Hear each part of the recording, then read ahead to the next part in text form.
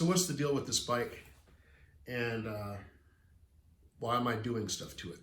So any of you that have been watching my stuff for a while will know that I bought this bike with the concept of kind of like, can I go fast for $1,000?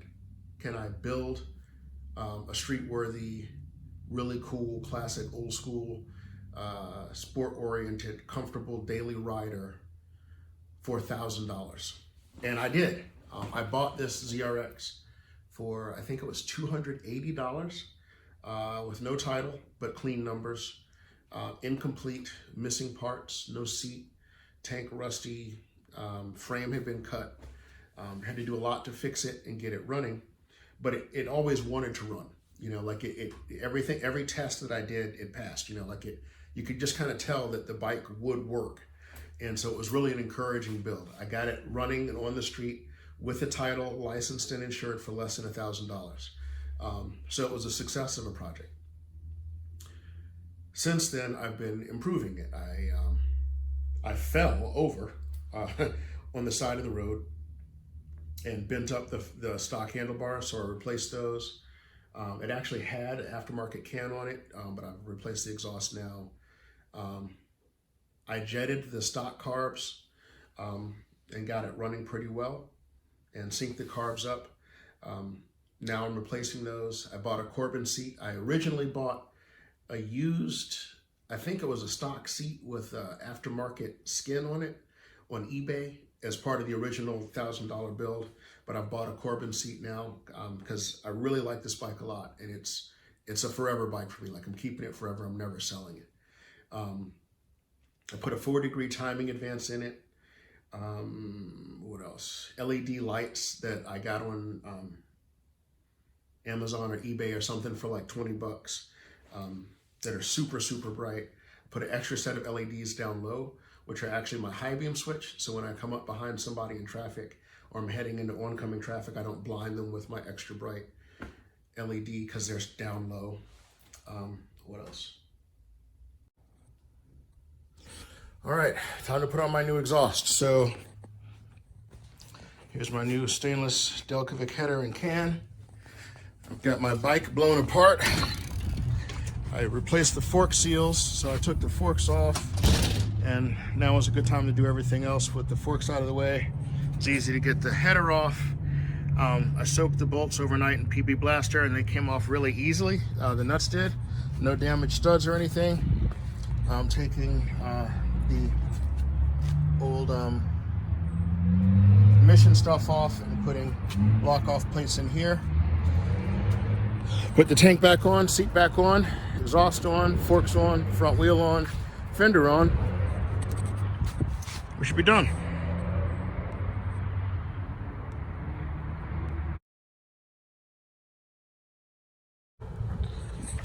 All right, so got my radiator back on with my new hoses. So now, I know this looks a mess, but all I need to do is put my forks back on and my wheel, and I can get it back on the ground. Now, why do I want to do that? Well, it's getting colder, and I want to be able to take the bike through that door, and I need wheels to do that. So if I get my fork on, I can roll the bike in, and I can swap these jetted stock carbs for my gently used Mikuni carburetors that I have here. And that will complete this round of upgrades. All right, got the fork and the front wheel back on and the brakes, so we can lower this thing to the ground and roll it inside. And I am pleased with that. I'm pleased with that. So I can get in out of the cold. It's going to be even colder this weekend, and I can work inside, do the carb swap, and either make or get some block-off plates, and we will be in business. All right, front end's back together. I am pretty pleased. This has been a productive little sprint. So the forks are back on, front wheel's back on, brakes back on, fender's back on, all the cables and lines and everything around it, and the headlight is back on. And that was important because it hangs and we want to be able to roll everything freely and stop. So bike is back together. The tank and seat just snap right into place. Now all that's left is to do the carb swap. So got the and the block off plates. So we've got the stock carbs in here. I've got pods, they're jetted, and we've now got the new exhaust in place. I'm really stoked about that. And we've got the new Mikuni carburetors to install. So we should have a much peppier motorcycle here in a day or two.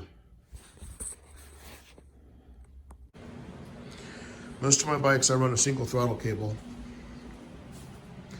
with no return cable. Mikuni's came with a dual cable, and the notion is that these flat slide carburetors, when the air is coming through them, there's so much air pressure against the throttle, against the plate, the slide, at partial throttle, that the air will stick the, can trap the slide against the body and not let it fall with the spring pressure. So you could conceivably need the cable to pull the slide down. I don't want to experience that. I don't want to get stuck at wide open throttle on a bike making well over 100 horses on the street or anywhere. So I was going to install this, but then I realized that the stock cable already has two cables. So hopefully the links and the stick out works and I don't have to take the throttle assembly with the switches and stuff apart. We'll see. What are block off plates? Why should you care? Why do people take stuff off their bikes? So this right here is the stock plate with a cut hose. And this is what I cut off. And that little valve thing that looks kind of like a, I don't know, like a diaphragm or a, what's it goes in your cooling system? The thermostat is a valve. We'll still talk about that in a second, but it's cold. So I've got the screws out. We'll take these inside and then I'll catch up in a second. One last thing. These are like reed valves that are underneath the cover. And if you see how those actually flap down, kind of like in a two-stroke motor. So we'll talk about that too. Okay, so what do we have here? This is basically an air intake system. And you can see in here, it kind of looks like the inside of a thermostat. And it's kind of similar. And it's got a vacuum feed here. And then these caps sit on top of the motor, on top of where the valves are in the case. Now, and this hose runs from here to your airbox. So what is all this for?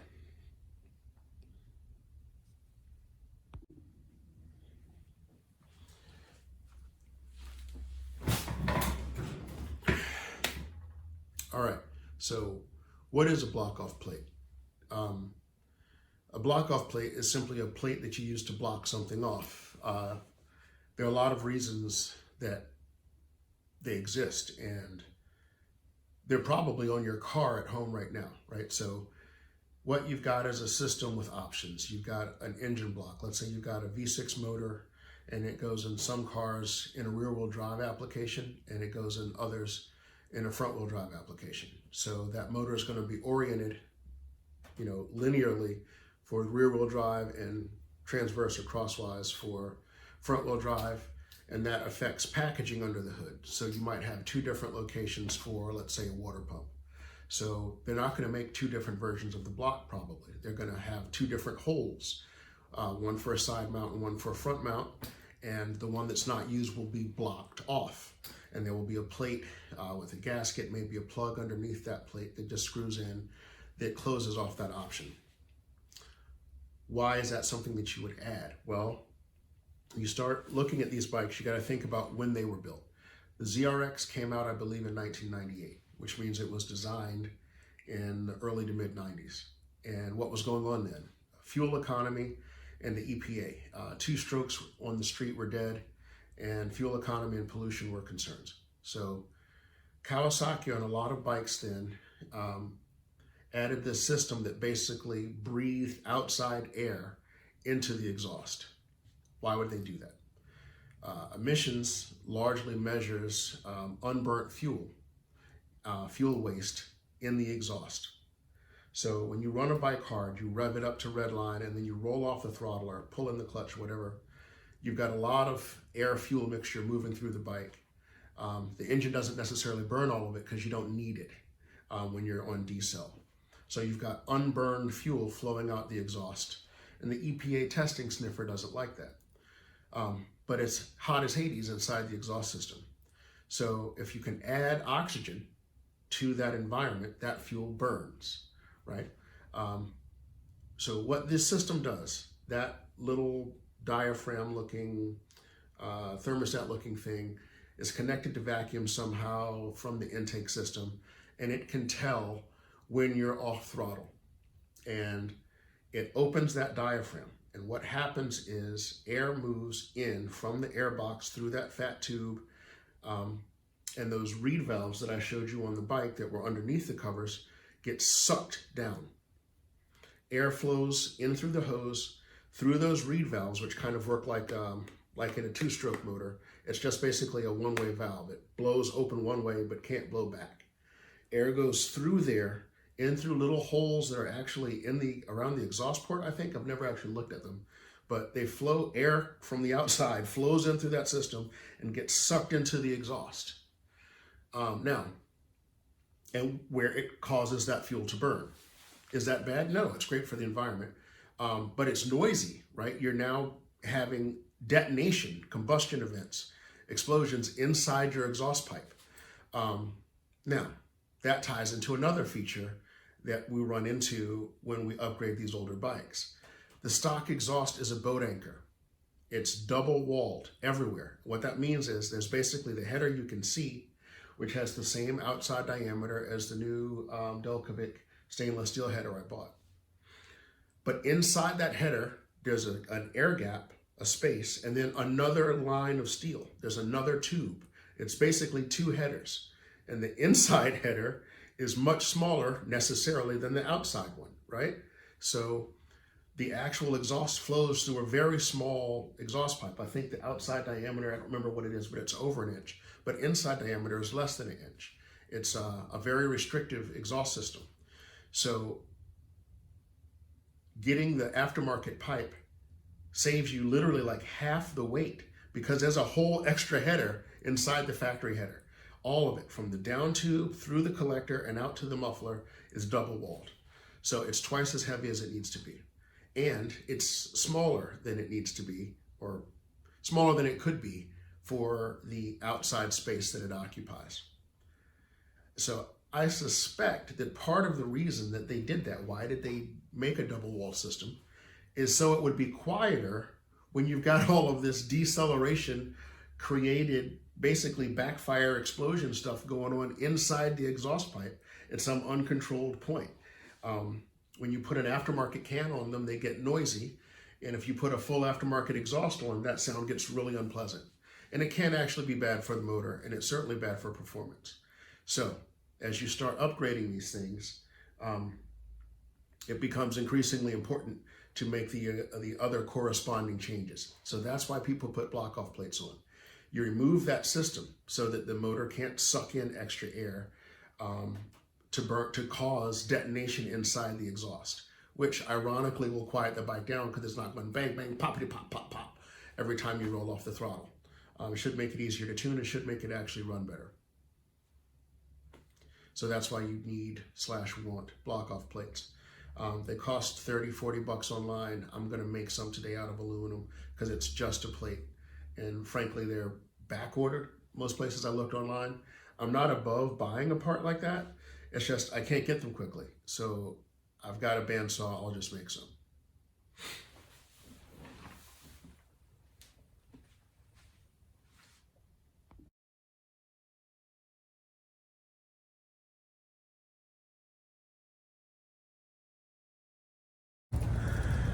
All right, blocking plates are on. New radiator hoses and exhaust are on. Now,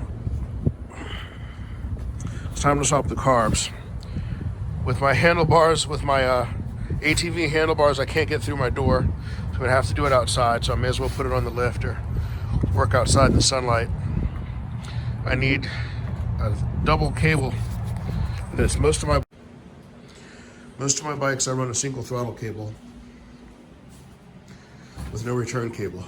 Mikuni's came with a dual cable, and the notion is that these flat slide carburetors, when the air is coming through them, there's so much air pressure against the throttle, against the plate, the slide at partial throttle, that the air will stick can trap the slide against the body and not let it fall with the spring pressure. So you could conceivably need the cable to pull the slide down. I don't want to experience that. I don't want to get stuck at wide open throttle on a bike making well over 100 horses on the street or anywhere. So I was going to install this, but then I realized that the stock cable already has two cables. So hopefully the links and the stick out works, and I don't have to take the throttle assembly with the switches and stuff apart. We'll see. Okay, it's been a couple days. My carb's not on my bike, and they're slightly apart, and I'm aggravated. Why is that? Well, the spacing for the factory carbs is different from the spacing on the rack of Mikunis I have. And that's why these rails back here, off those rails, plug into these screws here, and they hold the carburetors spaced apart. And the carburetors are connected to each other through fuel rail and the choke and the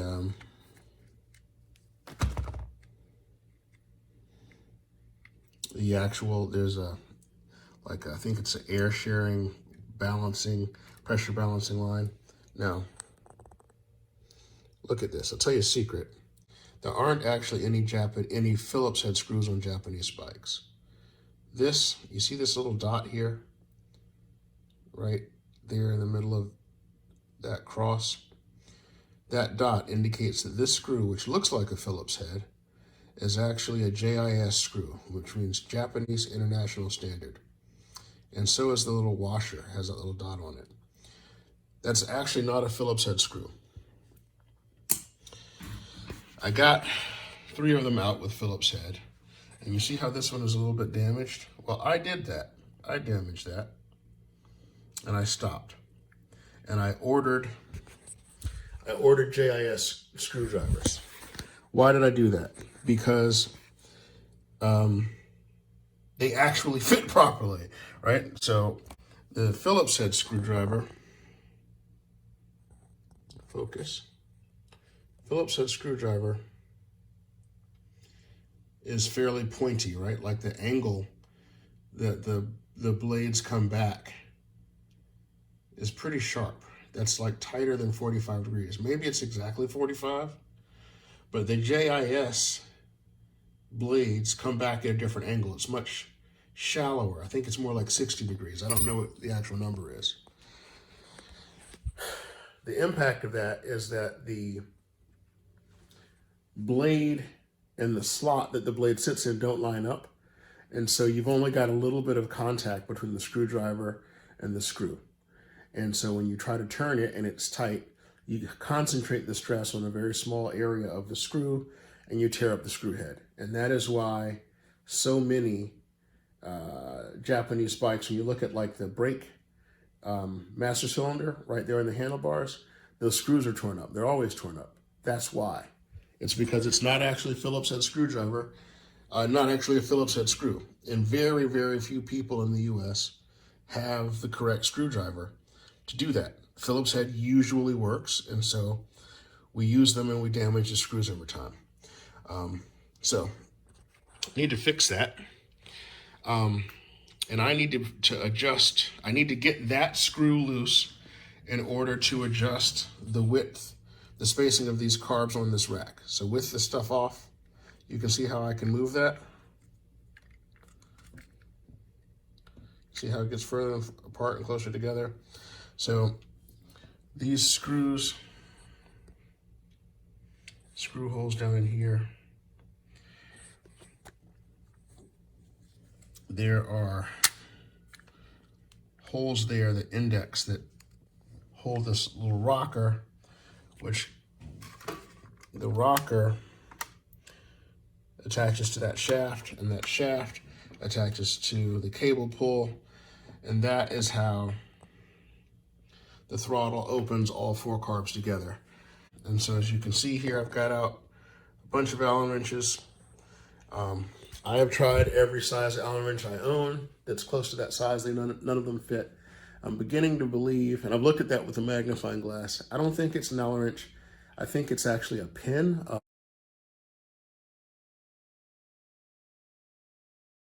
A rolled metal cotter pin that's like, not cotter pin, but a rolled metal pin that's pushed into that hole.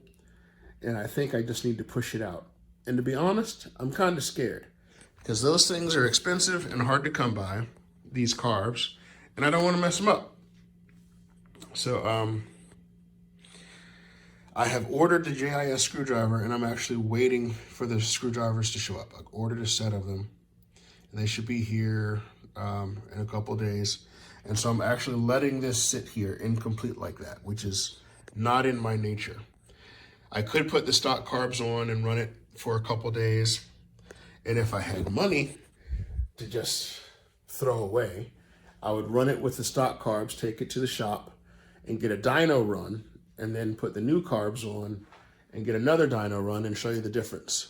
And theoretically, I would have done that before as well. So we'd have the pipe benefit and then the pipe and carb benefit. And if I wanted to be super engine masters level, I could have done just the new carbs with the stock pipe, but I'm not doing all that because this isn't a TV show and I'm not funded. So I will get the screwdrivers. I will figure out how to get that pin out. I will adjust the carbs. I think I'll be able to make them fit, although it will take some profanity. And when that's complete, I'll let you know. All right, so if you made it this far, thank you for watching. And I owe you an apology for the blurry nature of some of that last rambling late night video. But I didn't want to cut it out because I thought the content was of use. So I have gotten my JIS screwdrivers, and they fit so well that like this screwdriver is just sitting in the screw by itself. It's not glued or anything. I haven't tapped it. It's just sitting there. So let's take a look at a good screwdriver, okay? This is a snap-on, right? This is a snap-on Phillips. I think it's a number 2. And this is a JIS number 2.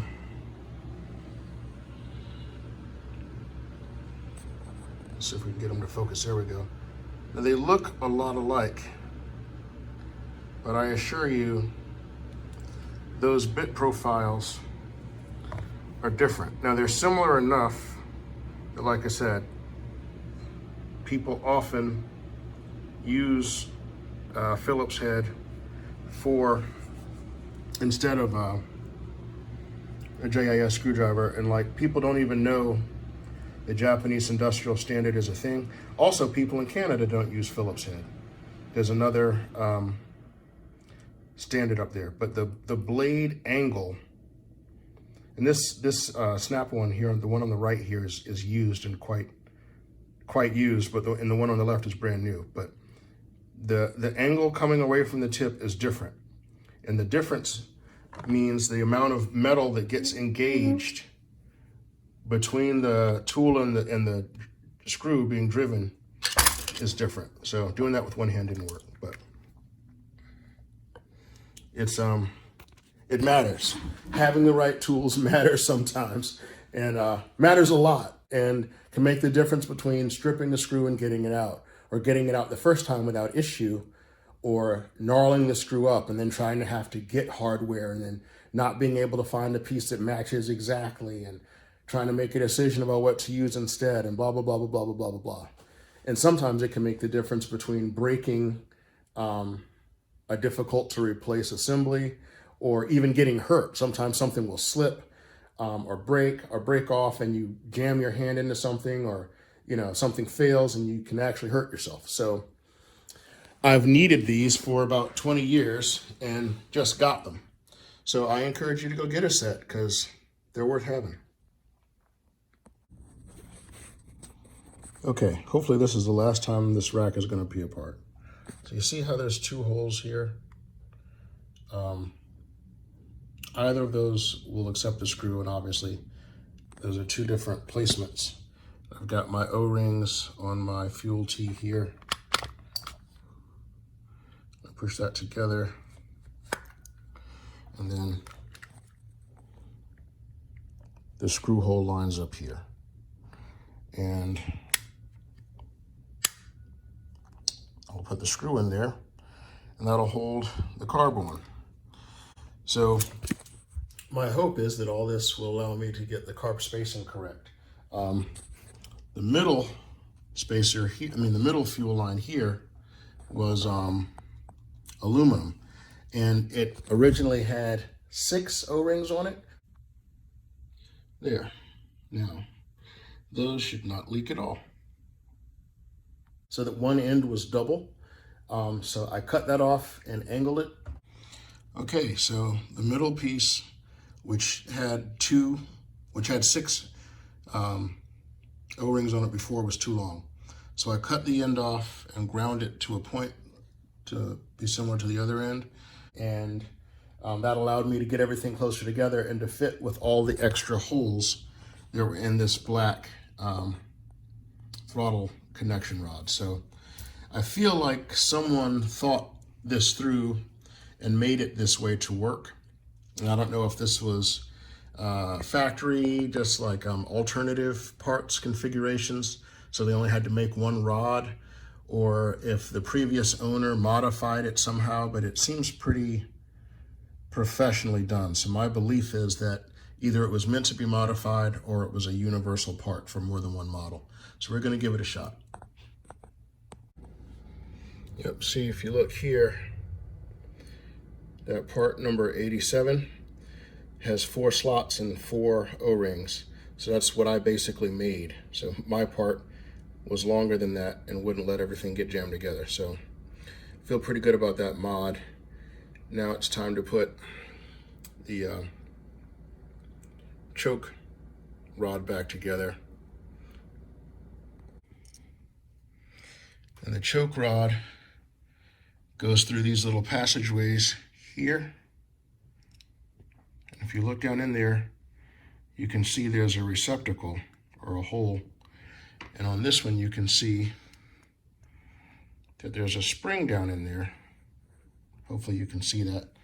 So here's that spring, and on top of that spring sits that ball. And that little system acts literally as a ball bearing that lets the shaft, this is the choke, gets pulled back and forth across here, and it pulls on these, which pulls out these little brass plungers, which chokes the carbs.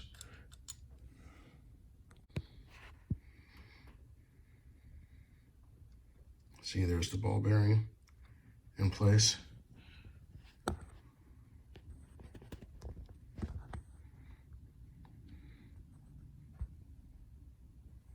There's the other one in there. All right, that's the choke rod in, the indent, the detent works, and that's unchoked. That's back together.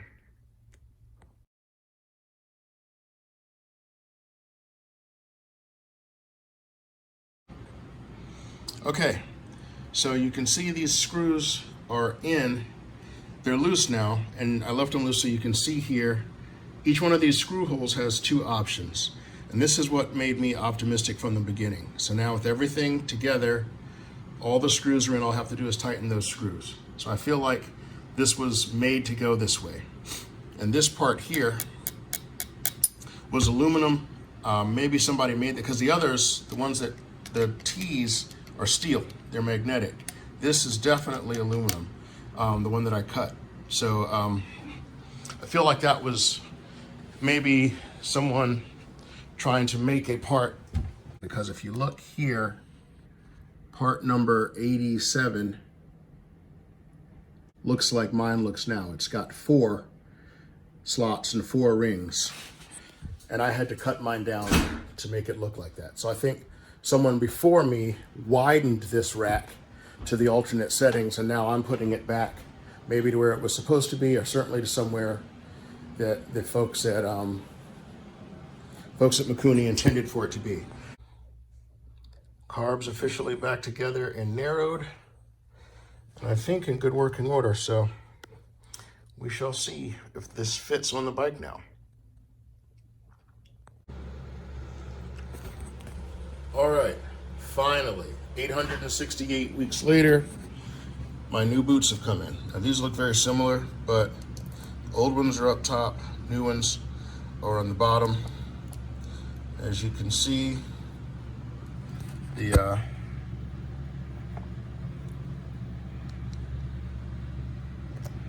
threads line up, right? The holes, the mounting holes, I've got the bolts from one through the other. So they'll mount up. These come with a nice new rubber gasket in there. See that? And critically, their throats are bigger. So zero that out. Old one is about 42 millimeters. And the new one is bigger, around 46 or so. Right, so I'm being one-handed here, but there's more space. The new ones are bigger, so they should fit, hopefully. So we'll put them on and see what happens. Bit of Loctite and an Allen wrench. We'll have these back in no time.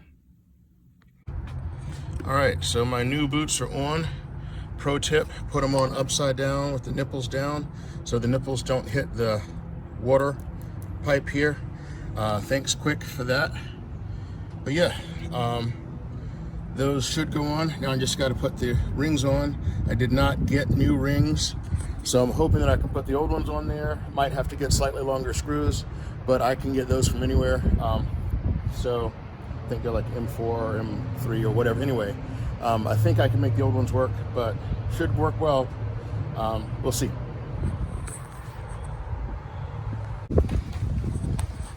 Damn, that was so bloody easy. I'm actually pissed off at all the time and effort I spent. So I got the ZRX, I mean the ZZ, what is it, ZZX or ZX 1100 boots, and those things just fell right in there. I haven't tightened the screws up yet, but I was able to get the old screws and bands on effortless. I tried all that stuff. And so here's the moral of the story. Don't do what I did. If you're gonna put 40 millimeter carbs on a ZX11, I suppose on the 12 as well, I'm not as confident because I'm not certain that the block is the same, but I believe it is. gonna put 40 millimeter carbs. Get the ZX11 intake boots and the bands. I didn't get the bands, but I made out with mine. But I would recommend the bands; it'll be easier. Kwick has, I think, flanges that go on the other side that will help the bigger carb made up to your airbox. I'm not running an airbox, so I don't need that. But yeah, clearly, obviously, the right thing to do. They just fell right into place. So I'm going to tighten it up and put a bottle on it and see if it'll start and run. Put my coils back in and all that stuff.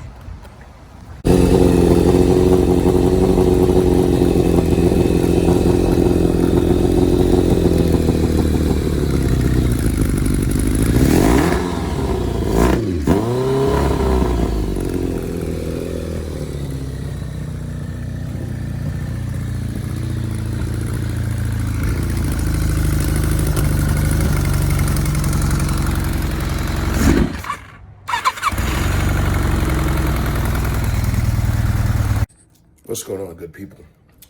So listen, I have been around the horn with this carburetor setup. So my bike has been on the lift for weeks. I bought a set of 40 millimeter Mikuni carbs.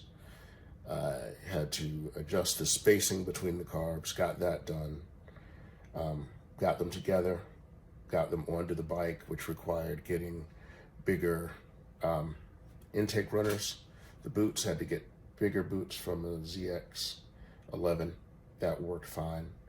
The bike starts and runs, and it sounds great up top, but it won't pick up off throttle. And so I talked to a friend of mine who used to run a similar setup on his drag bike, looked at everything, and my jets are too small. The jets that are in the carbs are actually too small. So for all of you who were concerned that the bike would bog and that it wouldn't have enough motor for the carbs, that's not the case. I actually need more jet and more fuel. My buddy's bringing by a set of jets. The same guy has an old set of jets. So, but I'm tired of waiting, and I'm concerned that the spring that drives the accelerator pump lever is worn out and tired, and I'm concerned about that. So, and I've got a bunch of stuff on the bike that's like hopped up, including my new exhaust. And hearing the bike run with the carbs on there was really exciting yesterday. So.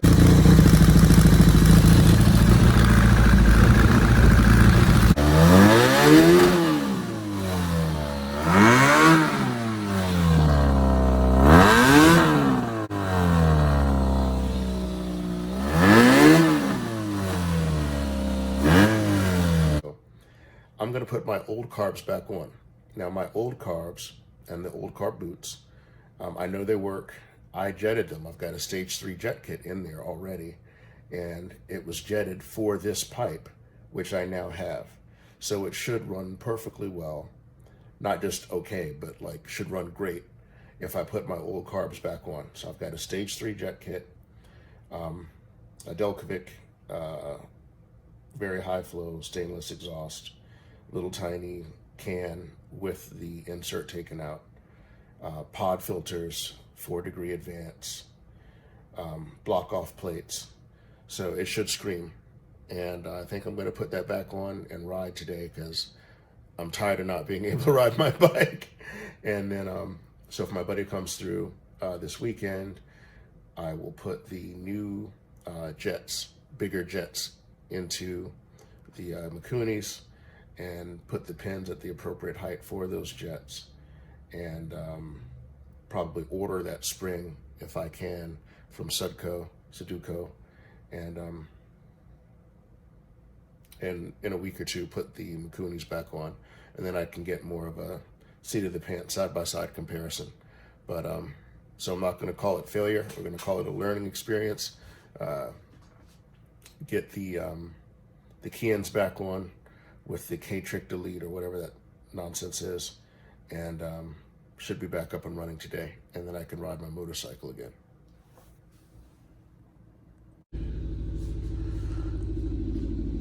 All right, I think we're gonna wind this video up here. So as you might be able to hear, my ZRX is together.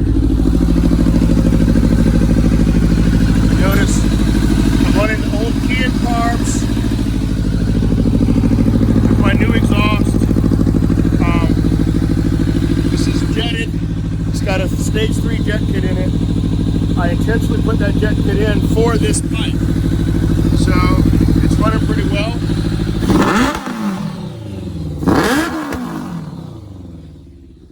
And I think that'll do it for now. I'm gonna put these Mikunis on. I've got way too much time and energy invested to not run them, but I need to,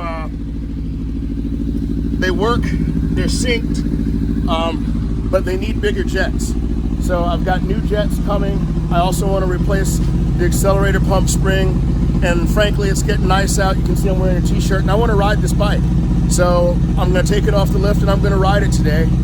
And I'll make another video when I get new jets and put the Mikunis on, which should get us even more power.